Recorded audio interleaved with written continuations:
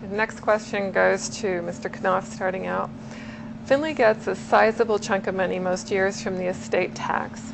Since the amount can vary significantly from year to year, this money is generally used for community improvement or development projects. The Ohio legislature is considering abolishing the estate tax to make Ohio a more attractive place to live and do business. This is a two-part question. Do you agree or disagree with the city's current use of the estate tax funds? And second, do you think ending the estate tax is a good idea or a bad idea? In response to the first question, do I think it's a good idea to use those funds for that specific purpose? I would say yes. I would have to support, community development, in any shape and form. And obviously, the city leaders felt that that was a good source of revenue in order to, achieve that. Do I support the elimination of an estate tax per se? Well, if your goal is to entice people to move into Ohio, and our representatives down in Columbus feel that it would be a wise move in order to achieve that, I would hope that the issue would be put before the voters in Ohio to determine for themselves whether or not to keep it or to eliminate it. Thank you.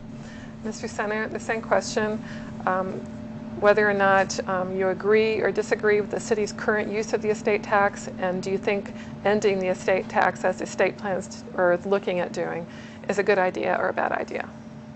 Well, I believe that the state taxes usually go into capital improvements, which benefits all the citizens of Findlay. So I do agree with the use of the funds going in there.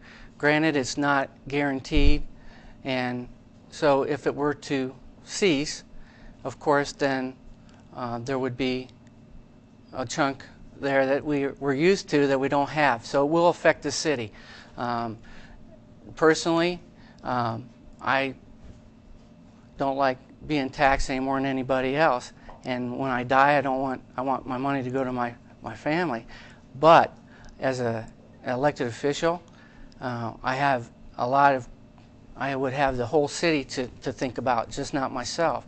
And I believe that it would be up to the people to decide what to do with that tax should it come down to individual counties, say, to do away with the tax or not to do away with it. I think we'd have to look at the pros and cons. How many people or industry are we going to get in by not having it because we don't have it and they settle here? So it's a hard question to really answer. But I think that the state just did a new budget. I'm not sure if they're going to cut that tax right away out of the state budget. I think it would be pretty sizable.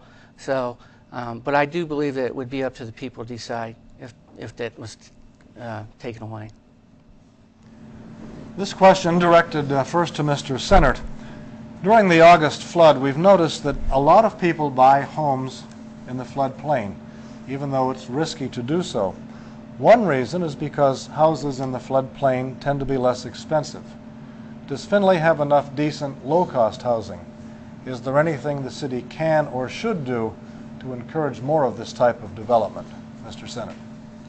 Well, housing, there are a lot of housing developments in town. If they're affordable or not, I think that there could be some more affordable housing built.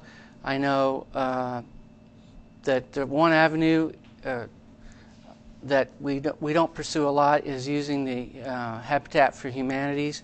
All they need is a site, and they have the volunteers to build. And if you meet their specifications, that's an avenue that we could use a lot. As far as low-cost housing, I believe that we have a lot of apartment housing that maybe, I believe, we have an overflow on that. But the actual housing, I think we have plenty of houses that are open. I can't say what I feel about the if their benefit, if the housing is low. I mean, the cost is low. I don't control what people charge for their rent or for their house. I know that there's plenty of housing out there, though. And the same question to Mr. Knopf. Do we have enough decent low-cost housing, and what can or should the city do to encourage more of that type of development?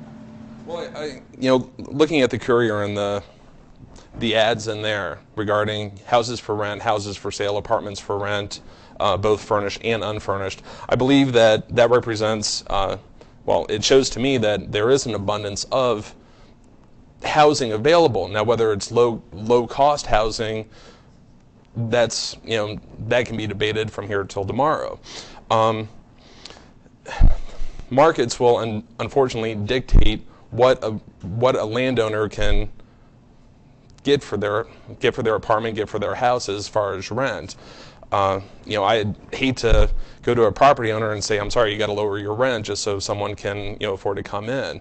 What I would like to see, though, is more true, actual low-income housing that will help benefit those who aren't able to pay $400, $500, $600 a month for a small two-bedroom apartment. Thank you. Our next question is,